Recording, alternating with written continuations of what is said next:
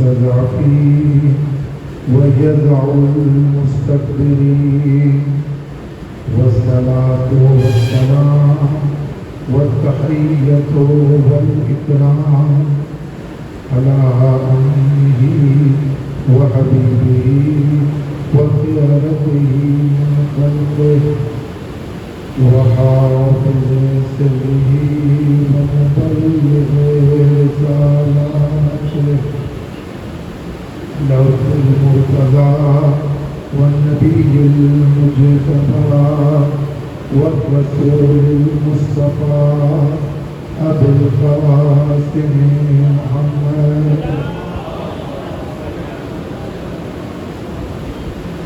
وآله الأطيبين الأطهرين الأكرمين المعصومين المظلومين الذين أذهب الله عنهم الرجس وطهرهم تطهيرا.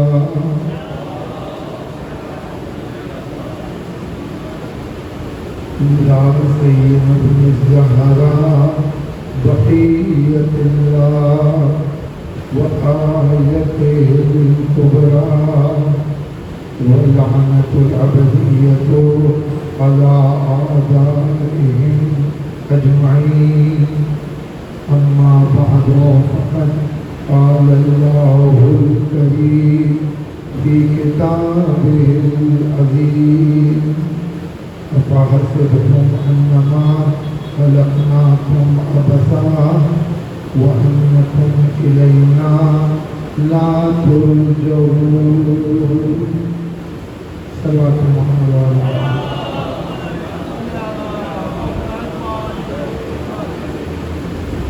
حضرات محترم مجلس ایصال ثواب ہے اور ایام عزائے حسینی ہیں، لہذا ان دونوں باتوں کا لحاظ رکھتے ہوئے جس آیے کریمہ کا انتخاب کیا گیا وہ سورہ مومنون کی آیت ہے کہ جس میں ارشاد باری تعالیٰ ہو رہا ہے کہ افحسبتم انما خلقناکم عبثا، کیا تم یہ گمان کرتے ہو کہ ہم نے تمہیں بیکار پیدا کر دیا؟ وَأَنَّكُمْ إِلَيْنَا لَا تُرْجَعُونَ، کیا تم یہ گمان کرتے ہو کہ تم ہماری طرف نہیں لوٹائے جاؤ گے؟ مختصر سی آیت ہے، لیکن اس مختصر سی آیت پر اگر ذرا سی توجہ کریں اور انسان ذرا سا غور کرے تو یہ احساس ہوتا ہے کہ پروردگار عالم نے انسان کی دنیا اور آخرت دونوں سمیٹ دیا ہے۔ پہلا جملہ افحسبتم انما خلقناکم عبثا، کیا تم یہ خیال کرتے ہو کہ ہم نے تمہیں یوں ہی پیدا کر دیا؟ اس پر اگر غور کیا جائے تو انسان کی پوری دنیا اس میں سمجھ کر آ جاتی ہے، یعنی تمہاری پوری حیات جس میں تم سانس لے رہے ہو اس کا کوئی نہ کوئی مقصد ہے، اور ہم نے تمہیں اس مقصد کے لیے اس کائنات میں بھیجا ہے۔ اور انسان کامیاب وہی ہوتا ہے جو اپنے کام کے مقصد کو سمجھ لیتا ہے۔ انسان منزل مقصود تک وہی پہنچتا ہے جو اپنے مقصد سے آشنا ہوتا ہے، اور جو مقصد سے آشنا نہیں ہوتا وہ منزل مقصود تک نہیں پہنچ پاتا۔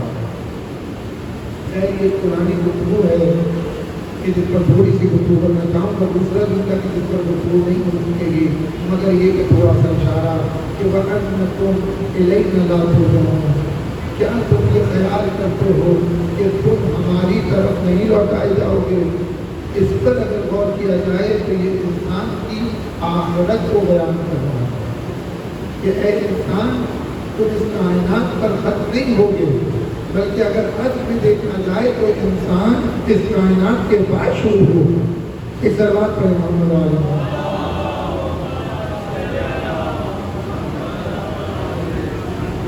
اگر میں آپ لوگوں سے کہوں کہ آپ تھوڑا تھوڑا سا آگے آ جائیں تو آپ آ جائیں گے؟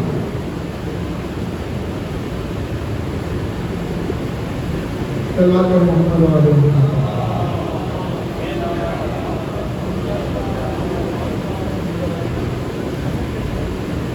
انسان جس چیز کو آخرت سمجھ رہا ہے، انسان جس کو تمام سمجھ رہا ہے، بلکہ قرآن اس کو حیات سے تعبیر کر رہا ہے کہ ان الدار الآخرۃ لہی الحیوان، وہ دار آخرت ہی کو حیات کی جگہ پہنچتا ہے۔ بہرحال یہ ایک منزل ہے کہ کیا تم یہ گمان کرتے ہو کہ ہم نے تمہیں بیکار پیدا کر دیا؟ اس کے معنی یہ ہے، اور یہ آیت کا لہجہ بتا رہا ہے کہ ہم نے تمہیں بیکار بھی پیدا کیا ہے، بلکہ ہم نے تمہیں کسی مقصد کے تحت بھیجا ہے، ہم نے تمہیں کسی مقصد کے لیے بھیجا ہے۔ اور انسان کا پورا کمال یہ ہے کہ اپنے مقصد سے آشنا ہو جائے، اپنے مقصد کو محسوس کر لے کہ اے انسان تو اس کائنات میں کیوں آیا ہے، اور اگر اس سوال کا جواب دے دے تو یہی انسان کا کمال ہے۔ اور وہ کیا ہے؟ آیات میں بھی آپ کو اشارہ مل جائے گا، احادیث میں بھی مل جائے گا کہ جیسے آیت میں آواز تھی کہ وَمَا خَلَقْتُ الْجِنَّ وَالْإِنسَ إِلَّا لِيَعْبُدُونِ، کہ میں نے جن و انس کو نہیں پیدا کیا مگر یہ کہ وہ میری عبادت کریں۔ لیکن میرے عزیزو، یہ جو آیت ہے یہ مقصد کو بیان نہیں کر رہی ہے، بلکہ مقصد تک پہنچنے کا جو وسیلہ ہے عبادت، اسے بیان کر رہی ہے۔ اسی حدیث کی تفسیر کرتے ہوئے سید الشہداء امام حسین علیہ السلام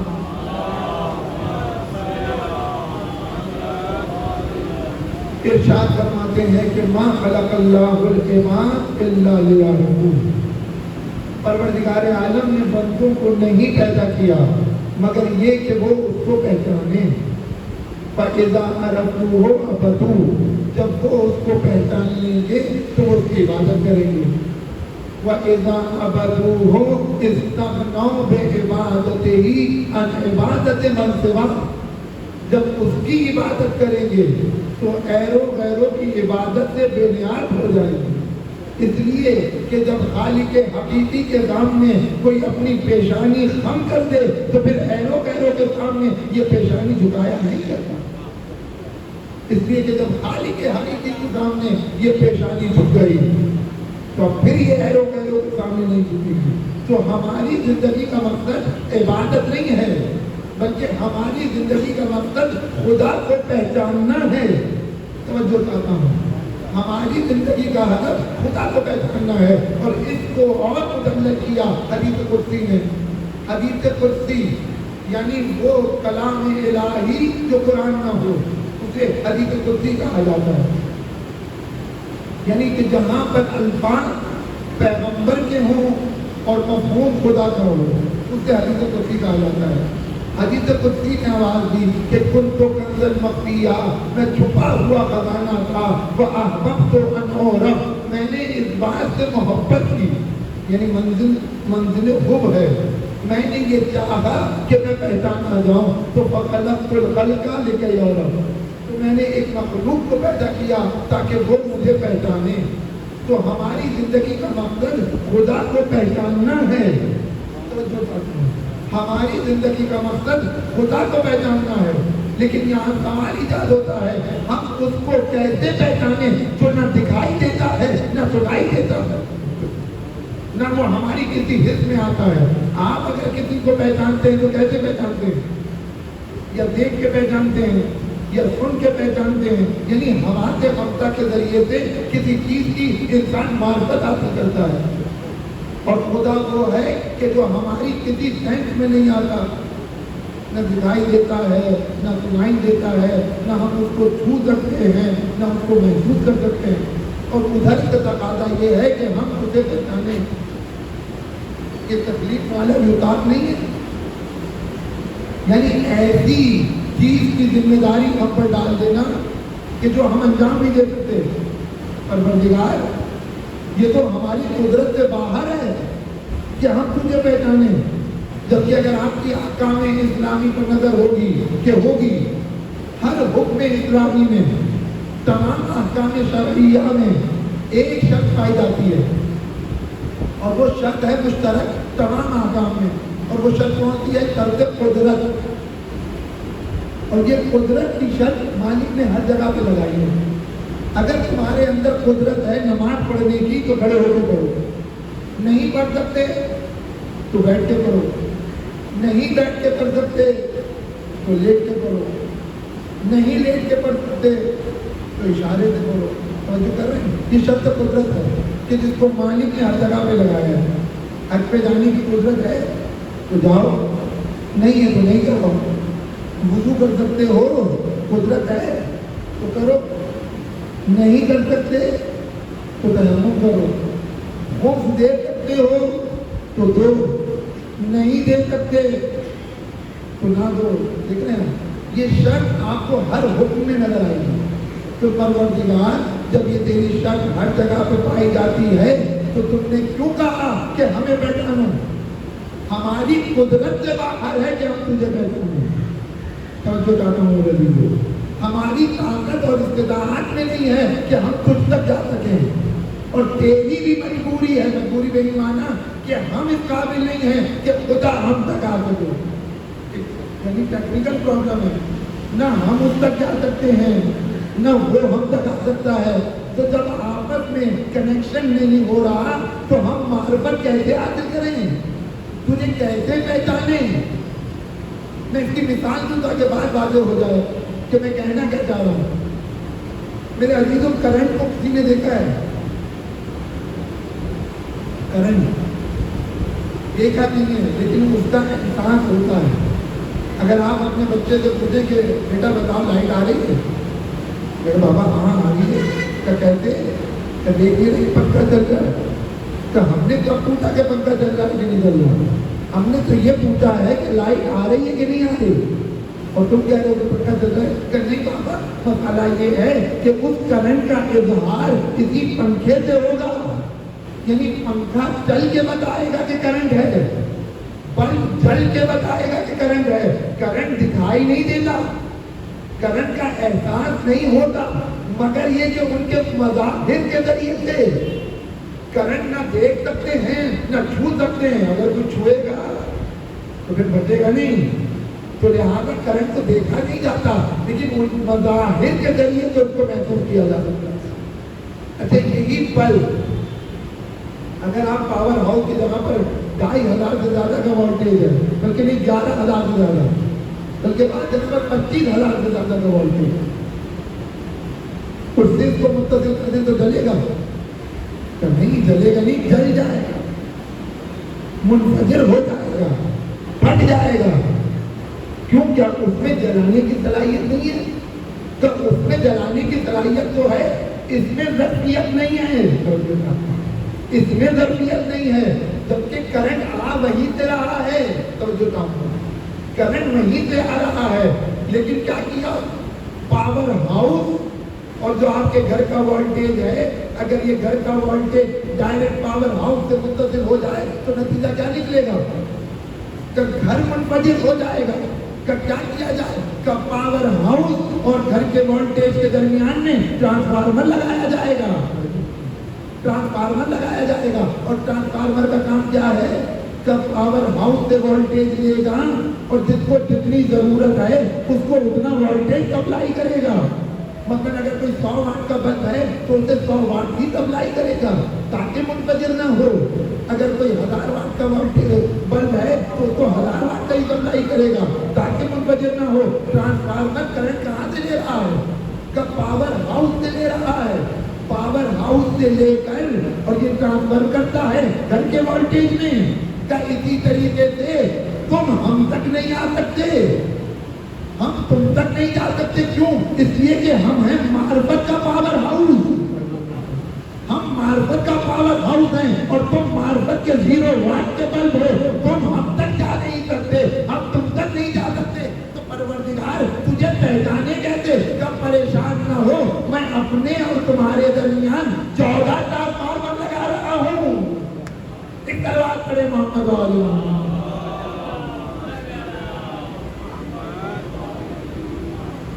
اپنے اور تمہارے درمیان 14 ٹرانسفارمر لگا رہا ہوں کہ جس کو جتنا معرفت کا کرنٹ چاہیے یہ اس کو اتنا سپلائی کریں گے. کسی کو سلمان بنائیں گے, کسی کو ابوذر بنائیں گے, کسی کو مقداد بنائیں گے. اور اگر کسی میں معرفت لینے کی صلاحیت نہیں ہے تو وہ 0 واٹ کا بلب تھا اور 0 واٹ کا بلب لگے گا. ایک تلوار پڑے محمد.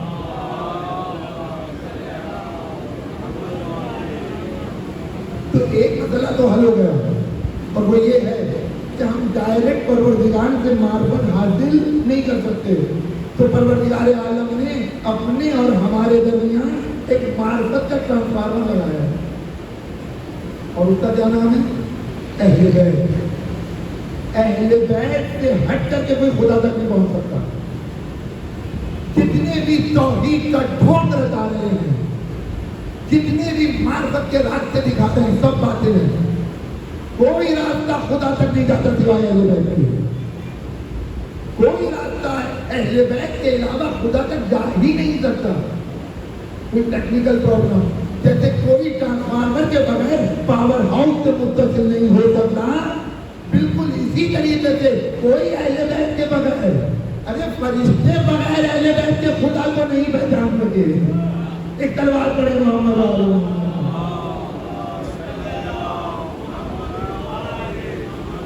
میں یہاں پر ایک جلدی سے ایک مثال دے دوں تاکہ میری بات مدلل ہو جائے. پروردگار عالم نے ملک کو خلق کیا, سید الملک, اور جب اس کا امتحان لیا, اور کس کا امتحان لیا؟ سید الملائکہ کا. کس نے امتحان لیا؟ رب المعرفہ نے, جو معرفت کا بھی پروردگار ہے, اس نے امتحان لیا. یا جبرائیل من انا و من انتا, اے جبرائیل ذرا بتا کہ تو کون ہے اور میں کون ہوں. جو الفاظ جبرائیل کو ملے تھے وہی جبرائیل نے واپس کر دیے. یعنی جبرائیل میں ایک قدم بھی آگے بڑھنے کی صلاحیت نہیں ہے بغیر علم, بغیر واسطہ. جو الفاظ خدا کی طرف سے ملے وہی ریپلے کر دیے. خدا نے کہا سوال کیا بتا کہ تو کون ہے اور میں کون ہوں, وہی الفاظ پر ڈال دیے پروردگار تو ہے میں ہوں. بات آ گئی تو میں نہیں. یعنی ایک قدم بھی معرفت کے میدان میں جبرائیل آگے نہ بڑھ سکے. کب تک؟ جب تک سہارا نہ مل گیا, جب تک اہل بیت کا سہارا نہ مل گیا. آواز غیبی آئی, ارے کہتا کیوں نہیں ہے انت رب الجلیل وانا عبد الذلیل, تو رب جلیل ہے میں عبد ذلیل ہوں.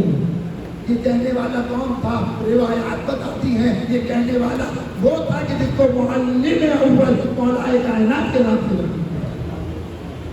تو بغیر اہل بیت جبرائیل اور ملکوت بھی ایک قدم آگے نہ بڑھ سکے. اے عقل کے اندھو, تمہاری اور ہماری کیا اوقات ہے کہ ہم بغیر اہل بیت خدا تک پہنچ سکیں. ایک تلوار پڑے محمد.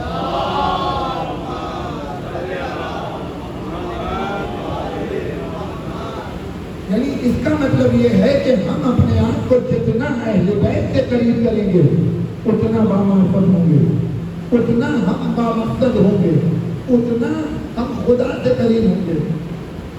اور کوئی دوسرا راستہ نہیں خدا سے قریب ہونے کا.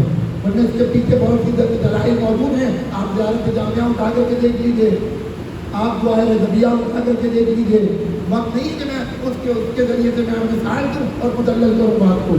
آپ جا کر کے دیکھ سکتے ہیں. ایک اشارہ کر رہا ہوں کہ من اراد اللہ بدا بکم, اے اہل بیت آپ وہ ہیں کہ جس نے اللہ کا ارادہ کیا اس نے آپ سے ابتدا کی. من کا توجہ بکم, جس نے اس کا قصد کیا وہ آپ کی طرف متوجہ ہوا. وحدہ قبل عنکم, جس نے اس کو ایک مانا اس نے آپ کی بات کو مانا ہے. یعنی اہل بیت سے ہٹ کے اپنے مقصد تک کوئی انسان کامیاب نہیں ہو سکتا. لہذا ضروری ہے کہ ہم اپنے آپ کو اہل بیت سے قریب کریں. اہل بیت سے قریب کریں یعنی کیا؟ اہل بیت سے قریب ہونے کے معنی کیا ہے؟ ایسے قریب کریں کہ جسموں سے قریب کر دیں اپنے آپ کو. کربلا پہنچا دیں, سامرا پہنچا دیں, کازمین پہنچا دیں. قربت سے مراد قرب جسمانی ہے, قرب جسمانی مراد نہیں ہے. قرب معنوی مراد ہے، اور قرب معنوی کا تعلق ظاہر سے نہیں ہے، باطن سے ہے۔ اور جو کہتا ہوں قرب معنوی کا تعلق ظاہر سے نہیں ہے، قرب جسمانی میں لازمہ ہے کہ جب میں آپ سے قریب ہوں تو آپ بھی مجھ سے قریب ہیں۔ کوئی نہیں سکتا کہ میں آپ سے قریب ہوں اور آپ مجھ سے قریب نہ ہوں، کوئی نہیں سکتا بھئی۔ جب میں آپ سے قریب ہوں تو آپ بھی مجھ سے قریب ہیں، لیکن قرب معنوی میں ضروری نہیں ہے کہ میں آپ سے قریب ہوں تو آپ بھی مجھ سے قریب ہیں۔ ماں اپنے بیٹے سے قریب ہے، ماں اپنی ممتا کی بنیاد پر، محبت مادری کی بنیاد پر اپنے بیٹے سے قریب ہے، لیکن بیٹا اپنی نالائقیوں کی بنیاد پر اپنی ماں سے قریب نہیں ہے۔ ایک تلوار پڑھے محمد علیہ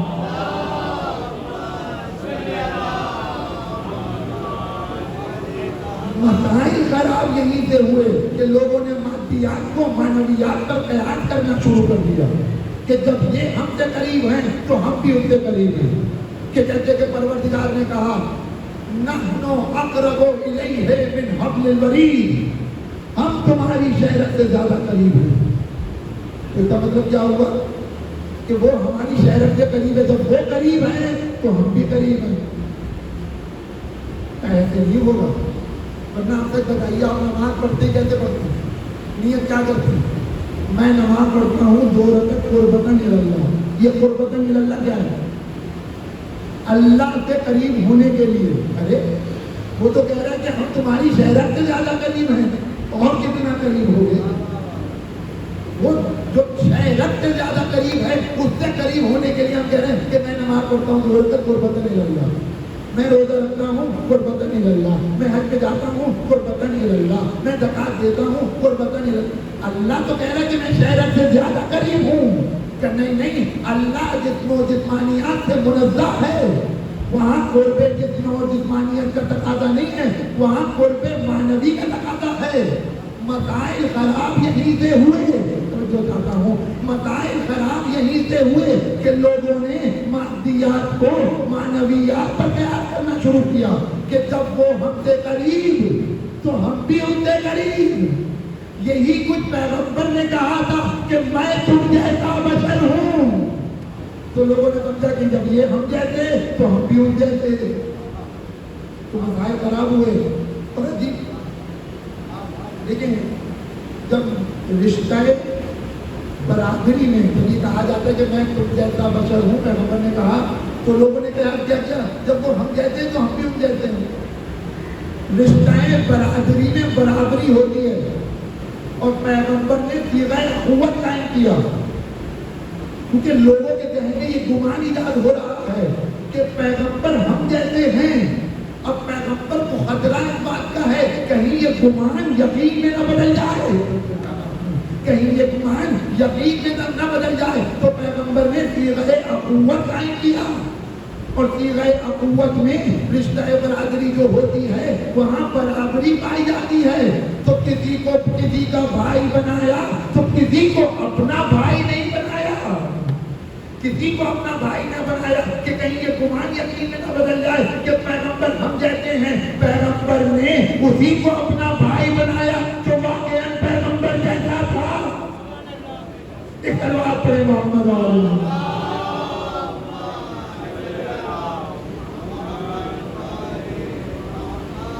تو غرض کے قرب ظاہری سے ہماری بحث نہیں ہے، قرب معنوی اور باطنی سے بحث ہے۔ ہم نے اہل بیت سے باطنی اعتبار سے قریب ہونا ہے، ہم نے اہل بیت سے معنوی اعتبار سے قریب ہونا ہے۔ معنوی اعتبار سے کیسے قریب ہو؟ کیا کریں کہ قریب ہو جائیں، اور پتہ کیسے چلے کہ قریب ہو رہے ہیں؟ یہ سوال ہے، اس کا جواب آپ خود تلاش کیجیے گا۔ میں صرف ایک بات کہتے بات کو تمام کر رہا ہوں، کیسے پتہ چلے؟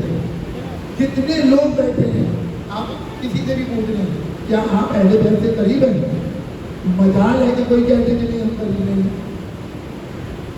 لیکن قرب اہل بیت کا کوئی معیار ہونا چاہیے کہ نہیں ہونا چاہیے؟ کیسے پتہ چلے کہ ہم اہل بیت سے قریب ہیں؟ ہر انسان اپنے اور اپنے پروردگار کے درمیان فیصلہ کرے، دوسرے کو دھوکہ دے سکتا ہے لیکن اپنے آپ کو دھوکہ نہیں دے سکتا، اپنے آپ کو بہکا نہیں سکتا۔ دوسرے کو بہکا سکتا ہے کہ ہم سے زیادہ کون اللہ سے قریب ہے، ہم سے زیادہ کون اللہ والا ہے، ہم سے زیادہ کون اہل بیت کو چاہتا ہے، ہم سے زیادہ کون اہل بیت سے قریب ہے، جو جس سے مجھے یہ کہے گا۔ لیکن معیار کیا ہے کہ ہم اہل بیت سے قریب ہیں یا نہیں ہیں؟ میرے عزیزو ایک معیار ہے، میں نے کہا کہ میں دلیلیں نہیں دوں گا، ان کی دلائل آپ خود تلاش کیجیے گا۔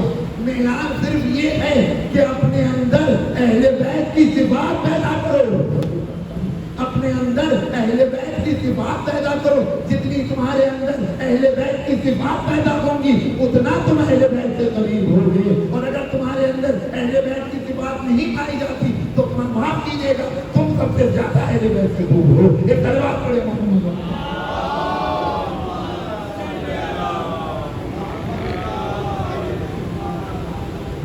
اللہ بچے کا کوئی تکلف نہیں ہے، کوئی تعارف نہیں ہے، یہ حقیقت ہے۔ اہل بیت سے قریب ہونا یعنی ان کی سیرت پہ چلنا۔ اہل بیت نے کیا کہا اس پر عمل کرنا، اہل بیت نے کیا کیا اس پر عمل کرنا۔ اس کے علاوہ کوئی راستہ نہیں ہے قرب الہی کا، سارے راستے باطل ہیں۔ جتنا انسان اہل بیت سے قریب ہوتا جائے گا اتنا بامقصد ہوتا جائے گا، اور اہل بیت سے قریب ہونے کا معیار یہ ہے کہ ان کی سیرت پہ چلنا، ان کی سیرت کو اپنانا، ان کے صفات کو اپنے اندر اتارنا۔ اب یہاں پر ایک بات آئی ہے، میں بریکٹ میں اکتر ہوں میرے عزیزو، عجیب لوگوں کے ذہن میں شبہ ایجاد کیا جا رہا ہے۔ یہ کربلا کا منبر ہے، یہ حسین اور حسینیوں کا منبر ہے، یہاں سے حسینی پیغام جانا چاہیے، فلسطینی نہیں۔ اس طرح کی بات ہے، یہ اہل بیت کا پیغام ہے۔ میں سچ کہہ رہا ہوں میرے عزیزو، یہ منبر سوائے اہل بیت سے ادھر سے کوئی پیغام نہیں جانا چاہیے، یہ حقیقت ہے۔ لیکن پیغام اہل بیت کا محدودہ پتہ ہونا چاہیے، اہل بیت کے فضائل کا محدودہ پتہ ہونا چاہیے ہمیں کہ آیا ہم اہل بیت کے فضائل کے ماتحت ہیں یا باہر ہیں۔ قرآن اس بات کی اجازت دیتا ہے یا نہیں دیتا ہے؟ آپ نہیں بتائیں گے کہ منبر سے کیا بیان ہوگا، قرآن بتائے گا کہ منبر سے کیا بیان ہوگا، اہل بیت بتائیں گے کہ منبر سے کیا بیان ہوگا، اور جو اہل بیت بتائیں گے وہی منبر کا حق ہے۔ کیا قرآن نے نہیں کہا کہ لا یحب اللہ الجہر بالسوء من القول الا من ظلم؟ قرآن کی آیت ہے، اگر کوئی قرآن کی اس آیت کو بیان کرے تو کہ یہ حسینی پیغام سے ہٹ کے، آیا حسینی پیغام قرآن سے ہٹ کے کچھ اور تھا؟ قرآن کہہ رہا ہے کسی کو آواز بلند کرنے کا حق نہیں ہے، خدا پسند نہیں کرتا کہ کوئی برے انداز میں گفتگو کرے یا برائی بیان کرے، مگر یہ کہ جس پر ظلم ہوا ہے اس کو حق ہے کہ وہ بیان کرے۔ قرآن کہہ رہا ہے، اور مولا کائنات غالب کل غالب علی ابن ابی طالب علیہ السلام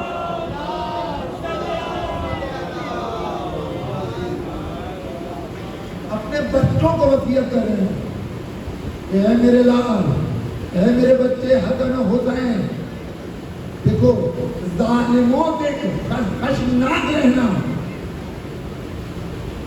ظالموں سے غضبناک رہنا، والے مظلوم میں ہونا، لیکن مظلوم کے دو دوست رہنا، مظلوم کے مددگار رہنا، یہ مولا کائنات کی سیرت ہے کہ نہیں ہے؟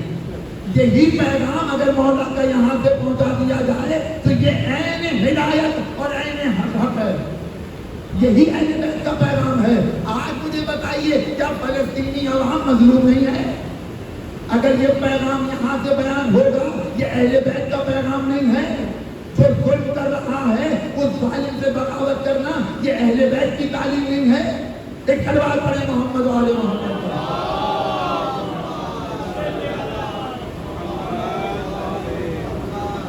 یہی اہل بیت کی تعلیم ہے، اور اہل بیت کی تعلیم کو بیان کرنا یہی منبر کا حق ہے۔ اس کے علاوہ کچھ ہو تو آپ بتائیے۔ ظالم کے خلاف بغاوت، ظالم کے خلاف اٹھنا، ظالم کے خلاف آواز بلند کرنا یہ مولا کائنات کا تقاضا ہے۔ ظالم کا بائیکاٹ کرنا یہ مولا چاہتے ہیں کہ کون بیان کرے گا؟ مولا کی سیرت میں آپ کیا بیان کریں گے؟ مولا یتیموں کی مدد کرتے تھے، یہی تو بیان کریں گے۔ اگر آپ نے کیا کرنا ہے اس پر؟ آپ نے بھی یتیموں کی مدد کرنا ہے، لیکن آپ کہیں کہ نہیں، ہم وہ یتیم جو ہے ہی نہیں جن کی مولا مدد کرتے تھے۔ عجیب بات کر رہے ہیں، وہ یتیم ہم کہاں سے لائیں؟ کربلا کے مظلوم کی بات کریں۔ ارے بھائی، مظلوم ہوتا ہے، چاہے وہ کربلا کا مظلوم ہو، چاہے وہ کسی دنیا کا مظلوم ہو۔ اور آپ دیکھیے کوئی قید نہیں لگائی ہے قرآن کی آیت میں، کوئی قید نہیں ہے۔ الا من ظلم، جس پر بھی ظلم ہوا ہو، جہاں پر بھی ظلم ہوا ہو، مسلمان ہو یا غیر مسلمان ہو، یہ بھی قید نہیں ہے۔ نہ یہ بیان ہو رہا ہے یہاں پر کہ ممبر سے بیان ہو یا ممبر سے باہر بیان ہو، کوئی قید نہیں ہے۔ اس کا مطلب یہ ہے کہ قرآن اجازت دے رہا ہے کہ مظلوم کی حمایت کرو۔ اہل بیت اعلان کر رہے ہیں کہ مظلوم کی حمایت کرو۔ کیسے حمایت کریں؟ کہ ظالم کا بائیکاٹ کرو۔ ایک تلوار پڑے محمد اور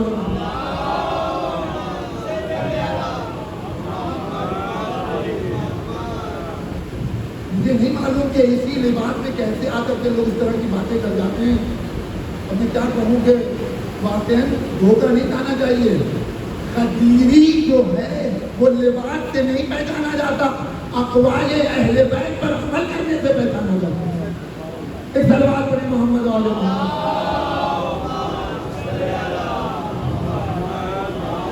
ورنہ کسی کے چہرے پہ نہیں لکھا مولائی۔ اس کا عمل بتائے گا کہ وہ مولائی ہے کہ نہیں ہے، اس کی سیرت بتائے گی کہ وہ مولائی ہے کہ نہیں ہے، اس کا اخلاق بتائے گا کہ وہ اہل بیت والا ہے کہ نہیں ہے۔ تو غرض سے ہماری زندگی کا مقصد ہے خدا کو پہچاننا۔ ہم خدا تک براہ راست نہیں جا سکتے۔ پروردگار نے ٹرانسفارمر لگایا، اس ٹرانسفارمر کا نام ہے اہل بیت۔ ہم نے اپنے آپ کو اہل بیت سے قریب کرنا ہے۔ اہل بیت سے قریب کرنا ہے یعنی کیا؟ انہوں نے جو کہا ہے اس پر عمل کرنا ہے، انہوں نے جو کیا ہے اس پر عمل کرنا ہے۔ جتنا ہم عمل کرتے جائیں گے اتنا اہل بیت سے قریب ہوتے جائیں گے، اور جتنا بے عمل ہوتے جائیں گے اتنا اہل بیت سے دور ہوتے جائیں گے۔ بس جتنا اہل بیت سے قریب ہوئے اتنا بامقصد، جتنا اہل بیت سے دور ہوئے اتنے بے مقصد۔ بے مقصد کا نتیجہ کیا ہے؟ قرآن نے اشارہ کیا اسی آیت میں کہ جس کو میں نے سرنامہ کلام قرار دیا ہے کہ افا حسبتم انما خلقناکم عبثا، کیا تم یہ گمان کرتے ہو کہ ہم نے تمہیں بیکار پیدا کر دیا؟ وَأَنَّكُمْ إِلَيْنَا لَا تُرْجَعُونَ، اور کیا تم یہ گمان کرتے ہو کہ تم ہماری بارگاہ میں نہیں لوٹائے جاؤ گے؟ انداز دیکھ رہے ہیں آپ میرے عزیزو، یہ جو لفظ ترجعون استعمال ہوا ہے، رجع، پلٹنا، یہ تین طرح سے قرآن نے استعمال کیا ہے۔ اور تین طرح سے استعمال کرنے کا مطلب یہ ہے کہ اس کائنات میں تین طرح کے لوگ ہیں، تین طرح کے لوگ ہیں، اور تینوں طرح کے جو لوگ ہیں ان کا پلٹنا مختلف ہے۔ ایک پلٹنے والے کا انداز اور ہے، ایک پلٹنے والے کا انداز اور ہے، ایک پلٹنے والے کا انداز اور ہے۔ وہ کہ جو بے مقصد زندگی گزار رہا ہے، وہ کہ جو اہل بیت سے دور زندگی گزار رہا ہے، وہ بے مقصد ہے۔ اس کے لیے قرآن نے آواز دی وَأَنَّكُمْ إِلَيْنَا لَا تُرْجَعُونَ، کیا تم یہ گمان کرتے ہو کہ ہماری طرف نہیں پلٹائے جاؤ گے؟ ہم تمہیں اپنی بارگاہ میں گھسیٹ کے لے کر آئیں گے۔ یہ لہجہ ہے، یہ قرآن کا لہجہ ہے۔ تم پلٹائے جاؤ گے، تم چاہو یا نہ چاہو، ہم تم کو گھسیٹ کے اپنی بارگاہ میں لائیں گے۔ ورنہ آپ تک بتائیے، جو بے ہدف زندگی گزار رہا ہے وہ پڑھنا چاہے گا؟ اس کی مثال ایک وہ بچہ ہے کہ جس نے پورا سال امتحان کی محنت کی ہے، ایک بچہ وہ ہے کہ مجھ جیسا لاؤ والی، جیسے ہی امتحان آیا تو سر کے بل کھڑا ہو کے پڑھ رہا ہے مسلم۔ تو آپ بتائیے دونوں کا انداز کیسا ہوگا کمرہ امتحان میں جانے کا؟ بڑا مختلف ہوگا۔ ایک جب کمرہ امتحان میں جائے گا جس نے پورا سال محنت کی ہے، وہ اپنے اختیار سے جائے گا اور اپنے رول نمبر کے حساب سے کرسی پہ بیٹھ جائے گا۔ لیکن جو مجھ جیسا بدبخت ہے کہ جس نے پورا سال محنت نہیں کی، تو وہ کبھی ادھر دیکھے گا کبھی ادھر دیکھے گا، اور ممتحن آئے گا اس کا ہاتھ پکڑ کے گھسیٹ کے اس کے مقام پر اسے بٹھائے گا، موضوع بیٹھ جائے گی۔ بالکل یہی لہجہ ہے، یہی انداز ہے پلٹنے والوں کا۔ وہ کہ جو بغیر زندگی گزار رہے ہیں. قرآن ان سے کہہ رہا ہے وَأَنَّكُمْ إِلَيْنَا لَا تُرْجَعُونَ. تم یہ گمان کرتے ہو کہ ہماری بارگاہ میں نہیں پلٹائے جاؤ گے. نہیں ہم تم کو گھسیٹ کے اپنی بارگاہ میں لائیں گے، تم چاہو یا نہ چاہو. لیکن وہ لوگ جو پامک تک زندگی گزار رہے ہیں وہ ترجعون کی منزل پہ نہیں ہیں، وہ پلٹائے نہیں جائیں گے، بلکہ ان کے لیے قرآن آواز دے رہا ہے وَإِذَا أَصَابَتْهُم مُّصِیبَةٌ قَالُوا إِنَّا لِلَّهِ وَإِنَّا إِلَیْهِ رَاجِعُونَ. ہم اللہ کی ملکیت ہیں اور ہم اللہ کی بارگاہ میں پلٹ کر جانے والے ہیں. وہ بے اختیار پلٹائے جائیں گے، یہ اختیار سے خدا کی بارگاہ میں جائیں گے. ایک جلوات پڑھیں محمد اللہ.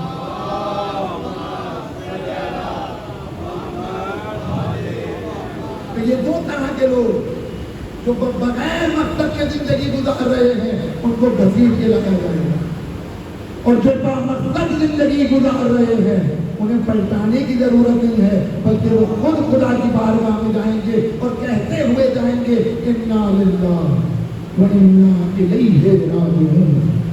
لیکن آپ دل پر ہاتھ رکھ کے بتائیں، جو بے مقصد ہیں وہ تو ترجعون کی منزل پر، اور جو بامقصد ہیں وہ راجعون کی منزل پر. خود اہل بیت کس منزل پر؟ بھئی اہل بیت تو خود مقصد ہیں. اہل بیت تو انتم الصراط الاقوم والسبیل الاعظم. اے اہل بیت آپ سیدھا راستہ ہیں، آپ بہترین سبیل ہیں.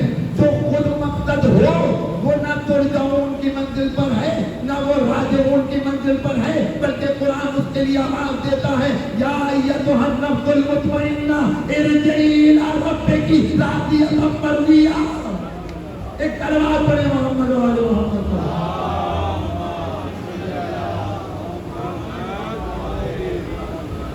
اہل بیت نہ ترجعون کی منزل پر ہیں نہ راجعون کی منزل پر ہیں، بلکہ وہ ارجعی کی منزل پر ہیں. ان کے لیے خود پروردگار آواز دے گا کہ پلٹ آ میری بارگاہ میں کہ ہم تم سے راضی اور تم ہم سے راضی. کس مقام پر اہل بیت نے پہنچا دیا؟ وہ عالم ملکوت کے رہنے والے، وہ کہ جو نور کی مخلوق تھی، عالم ملکوت کے رہنے والے تھے، انہیں عالم ملک میں اتارا گیا تاکہ عالم ملک میں رہنے والوں کو عالم ملکوت کی سیر کرائیں، دنیا میں رہنے والوں کو عقبہ کی سیر کرائیں. ان کو ملکوت کے رہنے والوں کو ملک میں اتارا گیا تاکہ ملک میں رہنے والوں کو ملکوت کی سیر کرائیں. اور لیکن جب وہ اس بارگاہ میں آئیں، اس دنیا میں قدم رکھیں، انہیں ستایا جائے، انہیں پریشان کیا جائے، انہیں اذیتیں پہنچائی جائیں، ایسی ایسی مصیبتیں کہ کہنا پڑ جائے کہ سب کچھ اس کی راہ میں دے کر کہ جس نے اکبر سے اصغر تک سب کو بانٹ کر دیا. اتنا گرا دیا دنیا والوں نے اپنے آپ کو. وہ کہ جو تمہیں عروج کی منزل پر پہنچانا چاہتے تھے، وہ کہ جو تمہیں ملکوت کی منزل پر پہنچانا چاہتے تھے، وہ کہ جو تمہیں خدا سے ملانے والے تھے، تم نے ان کو اس بارگاہ میں ستایا، تم نے انہیں پریشان کیا. کیسی کیسی اذیتیں. کربلا میں 3 دن کا بھوکا رکھا، 3 دن کا پیاسا رکھا، نہیں 6 مہینے کے بچے کے ساتھ بھی رحم نہ کیا. اکبر سے لے کر اصغر تک حسین نے سب قربان کر دیا، حتیٰ کہ اپنا سر کٹا کے حسین کربلا کے میدان میں سو گئے. حسین ابن علی روز عاشور اور عصر عاشور اپنی ذمہ داری ادا کر کے سو گئے. اپنی ذمہ داری کا بان زینب کبریٰ کے کندھوں پر ہے. آپ کو معلوم ہے زینب نے اپنی ذمہ داری کا آغاز کب کیا؟ رات کی تاریکی میں زینب آئی، شام غریبہ ہے، حسین کے لاشے پر آئی اور لاشے کے نیچے ہاتھ رکھا، آواز دی اللہم تقبل منا ھذا قلیل القربان. پروردگار ہماری اس قلیل سی قربانی کو قبول کر لے. اللہ اللہ کس معرفت پر جناب زینب گفتگو کر رہی ہیں. حسین ابن علی کی قربانی کو قلیل کہہ رہی ہے. کے سامنے کوئی قربانی بڑی نہیں ہوتی، اس لیے کہ وہ اکبر ہے۔ یہ زینب کبریٰ کی معرفت ہے۔ یہاں سے زینب کی ذمہ داری کا آغاز ہو گیا۔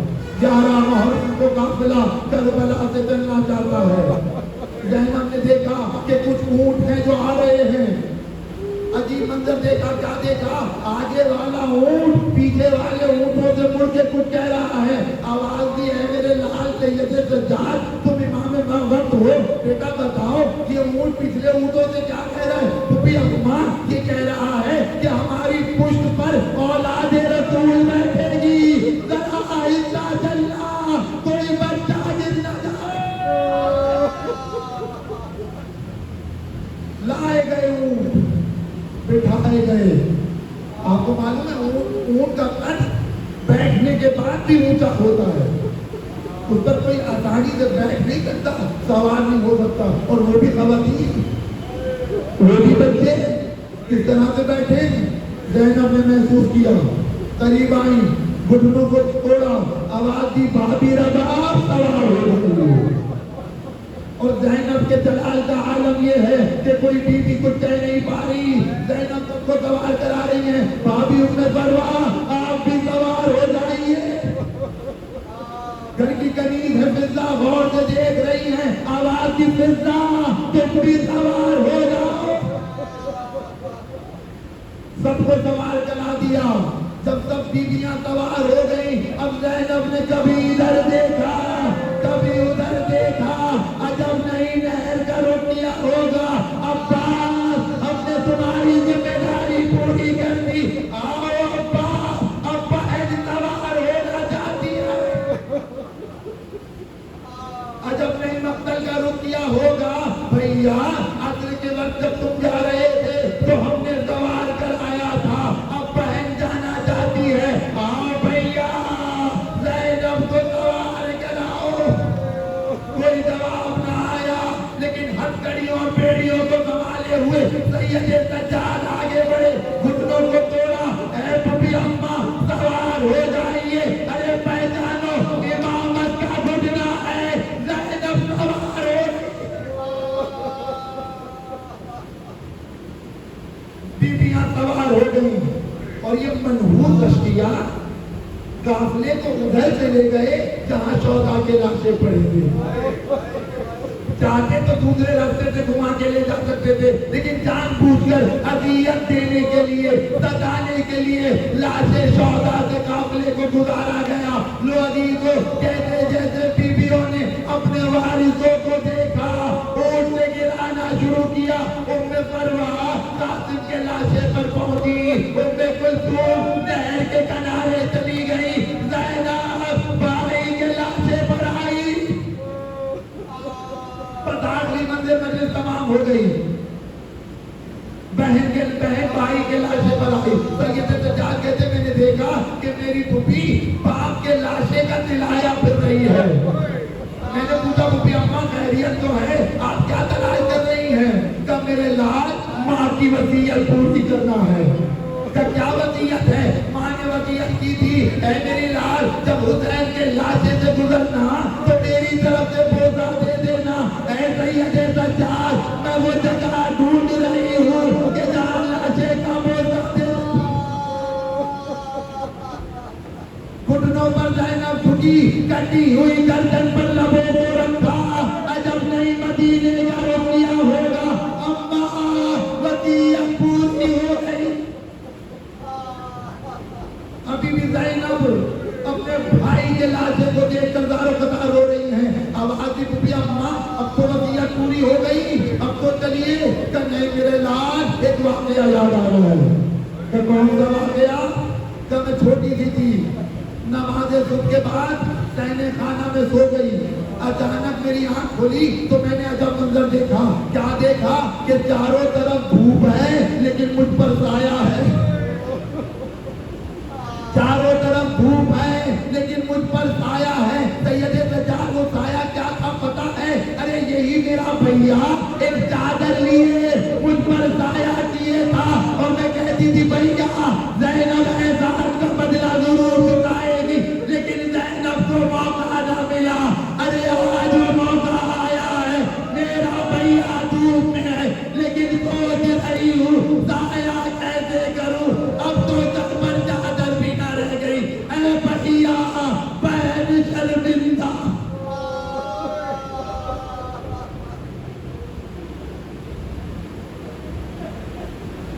وسيعلم الذين ظلموا أي منقلب ينقلبون إنا لله وإنا إليه راجعون إذن بقضائه وتسليما لأمره لا معبود سواك يا غياث المستغيثين يا أرحم الراحمين يا راحم المساكين يا إله العالمين ایک مرتبہ سورہ فاتحہ، 3 مرتبہ سورہ اخلاص، اول و آخر درود پڑھ کر مرحومین منظور یعنی شبیہ الحسنین ابن عشرت حسین شاہدہ خاتون بنت تعشق حسین تقریب روح رسال کر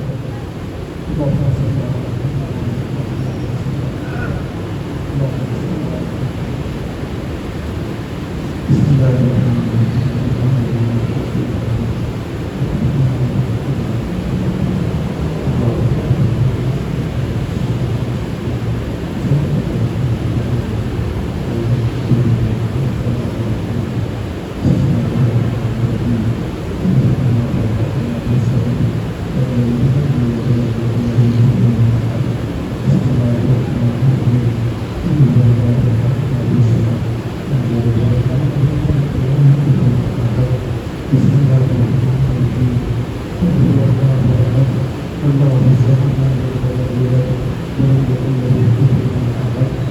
اللهم صل على محمد وعلى محمد اللهم صل على محمد وعلى محمد اللهم صل على محمد وعلى محمد اللهم ارزقنا ايمانا صادقا ولسانا ذاكرا وقلبا خاشعا وبدنا صابرا وعلما نافعا وعملا متقبلا وتوبة نصوحا برحمتك يا ارحم الراحمين.